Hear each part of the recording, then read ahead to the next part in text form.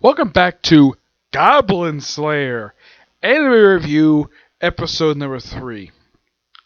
This I'm discussing the series' only film so far.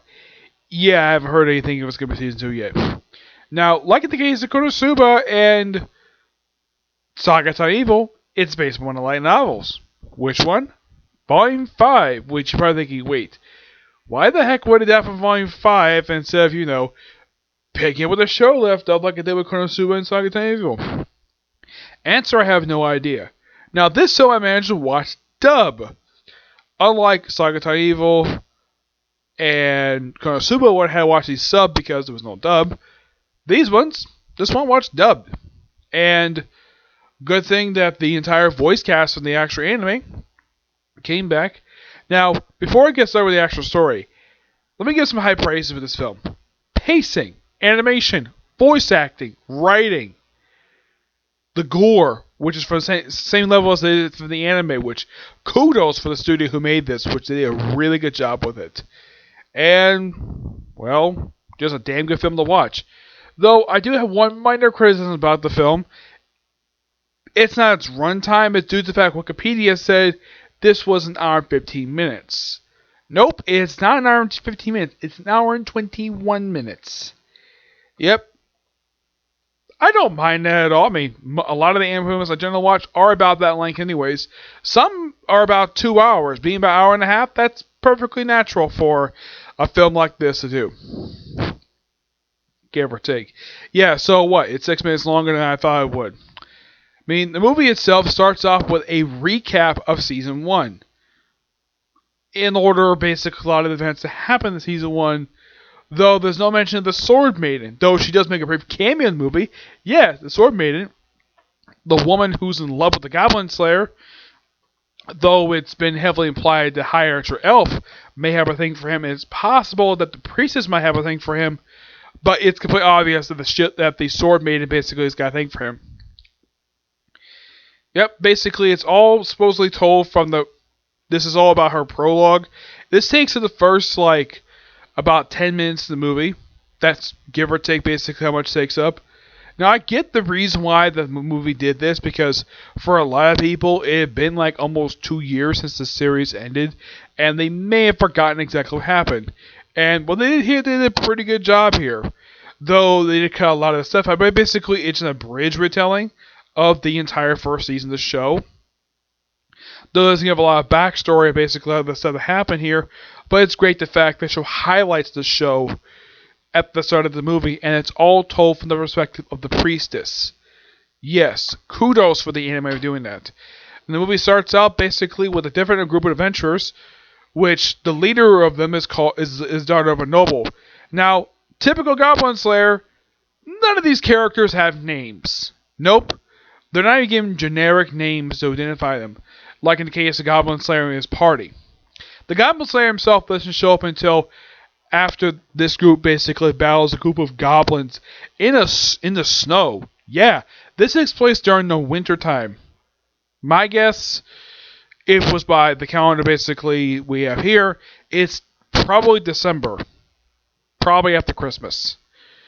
So, this group is later basically taken out by the Goblin Slayers. Yeah, it's going to be a flashback. They were trying to starve out the Goblin Slayers, which didn't exactly work out. So basically the leader had to go back to the village to get more food, because apparently they were scheduling a lot of food and firewood because they were trying to starve out the goblins. And that turned out to backfire on them, because the goblins later kill their companions, and then they basically try to attack, and she tries to kill a couple of them, and then they jump on top of her, strip her naked, and they brand her with a brand back of her neck. And from what I could tell, I don't think they raped her. No, they just stripped her. For some reason. And they put a mark on there. Now, they mention this later, that this is actually from the God of Wisdom. Basically, the one in charge, basically where the goblins come from. Which is from the moon. They brought this up in the actual anime, that the goblins come from the green moon. Yeah, the thing about this series is, they never actually explain this at all, is that, now, this apparently is presumably an alternate Earth, because there are 2 moons here. Yeah, the history of this particular world for Goblin Slayer is not that explored very much. It's mostly just a lot of character exploration. World building is not exactly this series basically thing it's known for doing. So, for one thing, we have no idea how big the planet is. Two, if there's any more countries. Though I've only read the first 5 books. And the fifth book, I read this book, like about 7 months ago. You're thinking, wait, you read the book 7 months ago and you start watching them now? Well, that's when Funimation released the dub for the movie. That's mainly the reason for it. So, the Goblin Slayer is hired off screen. They do mention he was just simply hired. They do this right after the recap. He's hired to find these group Avengers who basically are hiding goblins. So him and his group, which is comprised of himself, Priestess, High Archer Elf, the Dwarf, I believe it's the Dwarf Shaman, and the Lizard Priest. That's what they gave the name of these characters. I'm thinking though that why in the world do they not give these characters actual names? Oh, if you're curious though, does Cowgirl herself show the movie? Yes. Yes, she does. In a cameo. She shows up toward the end of the movie. She doesn't do anything at all. I mean, it's great to see her, and I praise the fact that the Funimation manufacturer are the same voice actor, so they didn't change anything for there. So, they go out and they basically go to the village. They stay there basically with some supplies, and they go into the cave where they kill all the goblins in the cave. Though there's more goblins at a fortress, basically, was nearby. They rescued a nobleman's daughter. And, well, she's not scarred like a lot of women basically tend to be. Yeah, a lot of the time, now, during the actual series, whenever women basically are tormented by the goblins, a lot of the time they basically are so traumatized by the fact that these goblins rape them. Yes, the goblins are rapists and murderers. That is how the Goblin Slayer series picks goblins. Completely different how Overlord picks goblins, where they're very nice people. My guess is the writer must have got the idea of depicting goblins this way from Lord of the Rings. That is just my personal theory of the matter. He must have seen the films and probably think, hey, that's probably how all goblins act. So, oh, and one thing I did notice though, when there was one scene recap, I'm thinking though, did the writer of the series rip off this scene from Lord of the Rings? Because it's a very similar scene where the characters can find sort of like in a tomb, and then they're attacked by basically an ogre, which is basically standing for a troll, and they have killing the damn thing, and they have all the characters fight it. I'm thinking that I'm thinking that the writer must take heavy inspiration from the Fellowship of the Ring for that scene. He must have used a very similar type of area and basically dealt with that. So, after they rescued Nobleman's daughter, they pretty much decided to go hunt down more goblins. So they find out it's actually a dwarf ruined fortress. Okay, fine. Nobleman's daughter volunteers to basically hire them to take him with her, to take her with her to the goblin fortress to basically retrieve all of her stuff. So her payment is her hair. She just takes her dagger, slices a bit of her hair, and says, "Here's my payment. Let's go kill some goblins." And she has to take back her sword, which was taken by... They do actually find her sword. What happened to the rest of her now, her clothes are pretty much... They're shreds. So, as for what happened to the rest of her stuff, don't really know. We do know what happened to her sword. Yep, the goblin paladins got the hands of the damn thing. And they sneak into the fortress really... Well, they sneak into the fortress of having High Archer Priestess and Noble's daughter, and basically says as sacrifices. Though everybody's given these special rings to keep them all cool.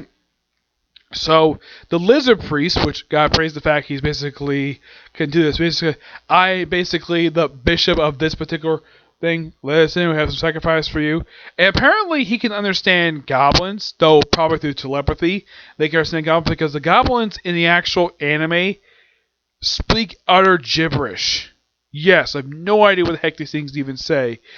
Though in the actual book, you actually do get a chance to hear a translated version of what the heck these guys are even saying. And then, of course, after, well, the thing is, the noble's daughter, she actually spots a goblin wearing the outfit of one of her companions. And then after they're basically alone with this guy, she pretty much beats the crap out of this thing and strangles it with her bare hands. And Goblin, now despite the fact Hierarcho basically is upset with her for doing this, basically broke the cover, Goblin Slayer is like, this was expected. I got no problem with it. Probably because he hates Goblin Slayers. The Goblin Slayer, he hates goblins. So they later see what's going on in the actual courtyard. And they say, oh crap, it's an actual coronation. Yeah, the Goblin Paladin is about to become the Goblin King. Possibly. Oh, fun fact with the title of this movie, this is taken from an actual chapter from the Fifth Light novel. Yep, taken from an actual chapter title. So, and then right after this we have a big, now, and then of course because the noble's daughter is basically traumatized by what happened to her, she basically remembers, she screams, and apparently that gets the Goblin's attention, and then that turns into a big humongous brawl. So they split into two teams. Basically you have the High Archer Elf, the Lizard Priest, and the Dwarf Shaman go free the hostages. While in the case of Goblin Slayer, no one's on and Priestess take out be a decoy, take out the goblins. I'm sure probably Goblin Slayer is like, yeah, I want to kill more goblins. And he ends up several times actually fighting the Goblin Paladin. Though he does spot, though, and of course, even Nobledot points this out, though, you don't notice her say it, but she does see the fact that this Goblin Paladin has got her sword. And eventually, like, he does fight this thing several times. He even tosses away his own sword. Also, prior to this, they did stock up with some weapons. Though some of them, basically, they had to de-age him. They had to age him up, basically. And the priest point, oh yeah, is that the prayer of rot? And the Lizard Priest like, yep, that's exactly what it is. And it basically, like, it's a big humongous brawl. And eventually they take it outside where the Goblin Slayer's got this really cool plan. Of course, he manages to get back the sword, but he does notice that he does have the sheep for this damn thing. So he has the noble's daughter use her lightning spell to cause a frickin' avalanche and killing all the goblins. Yep, all the goblins are killed in this avalanche. Supposedly, Goblin Slayer is killed. Now, Nobledot's like basically worried the fact he might actually die. And then Dwarf Shaman's like, no, he's not dead. He's perfectly fine. So he digs him out of the snow, and he walks over, and I'm surprised he just say, what is he doing? And he digs around, he finds the sheath, puts the sword back in the sheath, and gives back the nobleman's daughter. Mission accomplished. So they go home.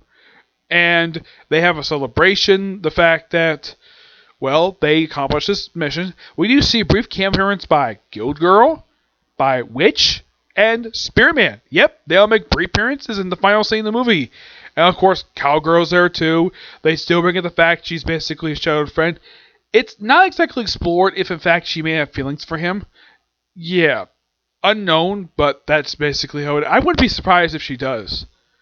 Because she's known for a long time. I wouldn't be surprised if the writer headed where basically like several of the women in the series may have had that basically Cowgirl, Priestess, and High Archer all basically got things from him. The only one that's confirmed that's feelings for him is the Shield Maiden. Yeah, and it's kind of dumb though the fact they feature Shield Maiden and she's here for a brief 2-second cameo. Yes, one of the primary figures of the actual series, even though she only appears for a handful of episodes in the anime, she's a damn good character. And they pretty much reduce her to a cameo. Though that's kind of how she was in the book. It's been a while, but I think she didn't make an appearance in book 5. I think her appearance is nothing more than basically a mention. But it's great though the fact they have her make a brief appearance. And Goblin Slayer is not at his victory party. Nope. This is actually New Year's party. And the thing is, he's actually out protecting the town just outside protecting from goblins. Priest just goes on and joins them. Have some dinner, and of course, probably gets freezing cold. He has no problem with the company. Yep. And, well, that's the movie ends. Great ending. Also, one thing that's quite different from the anime, the main series, is that normally when a Goblin Slayer walks, they usually put his armor in CGI. Which I thought that was kind of weird. Here, they don't use it very much at all, because I think that it happens maybe a couple times in the movie where you see his armor go, like, normally it's like grayish, and then all of a sudden it goes to CGI, it goes like very shiny gray, because that's what I can tell is CGI. Here, it's like Well, it's used a lot less in this movie than it was used in the actual anime. Maybe some people thought it was a distraction, the fact that a lot of the time when a Goblin Slayer moved, whenever he does any walking or battling half the time, he's usually depicted in CGI.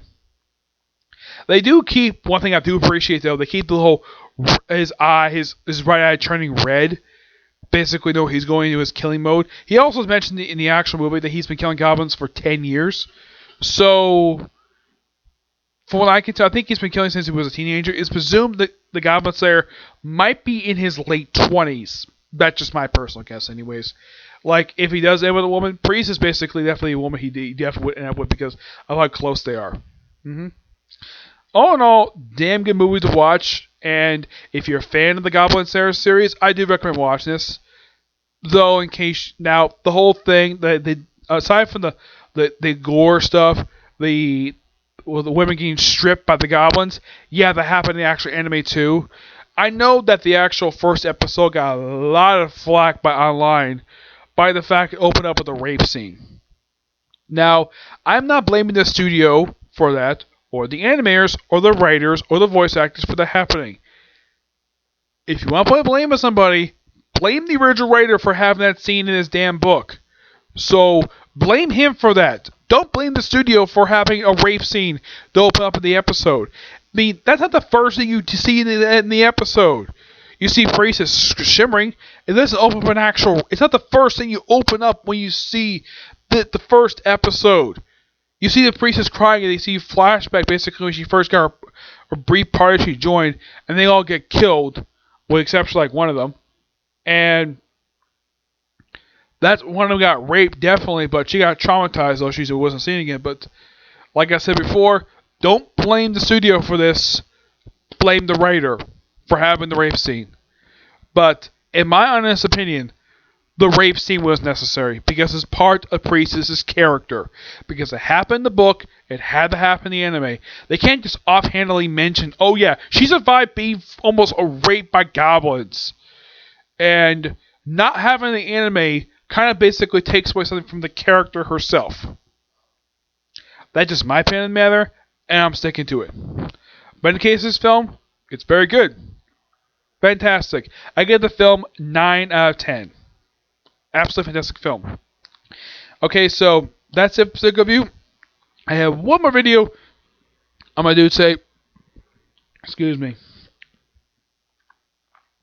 And that'll be a review of episode 0 of Sankara, which is actually the first OVA ever released.